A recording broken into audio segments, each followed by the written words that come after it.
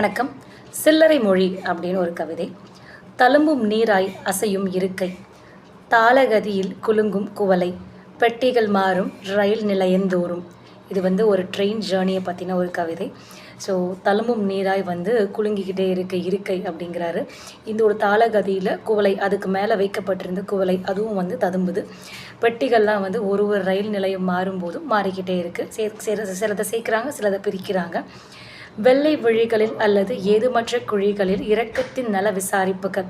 சில பேர் கிட்ட எப்படி இருக்கு அப்படின்னு கேட்குறாங்க அப்படின்ற மாதிரி கொடுக்கப்பட்டிருக்கு. கர்த்தரில் தொடங்கி முருகனில் இயங்கி பாலும் பழமுமாய் இனிக்கும் இசை பயணங்கள். நிறைய பேர் ரயில் வண்டிலாம் பாடிக்கிட்டே வருவாங்க கரெக்டாக. ஸோ அதை தான் சொல்கிறாரு. கர்த்தர்லேருந்து தொடங்கி முருகன் வரைக்கும் எல்லா விதமான பாடல்களும் ஒலிக்கப்படுது அப்படின்ற மாதிரி. ஆர்மணியும் குழலுமாய் பாடல் இரு கடற்கையில் வெளிநோக்கி பாவனை செய்யும் இயலாமை. அவரோட இயலாமை என்னால் எல்லாருக்கும் பிச்சை இட முடியாது. ஸோ அதனால் முகத்தை ஜன்னல் பக்கமாக திருப்பி வச்சுக்கிட்டு இருக்கேன் அப்படிங்கிறாரு.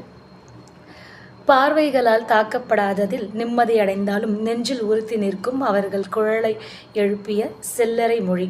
ஸோ என்னதான் அவங்களோட பார்வை நம்ம மேலே படாட்டியும், ஏன்னா நம்ம முகத்தை அந்த பக்கம் திருப்பி வச்சுருக்கோம் அப்படின்னு இருந்தாலுமே மனசில் ஏதோ ஒரு உறுத்தல் இருந்துட்டு தான் இருக்குது. இந்த மாதிரி அவங்களுக்கு என்னால் சப்போர்ட் பண்ண முடியல அப்படின்னு சொல்லிட்டு ரொம்ப அழகான ஒரு கவிதை. மீண்டும் சந்திப்போம்.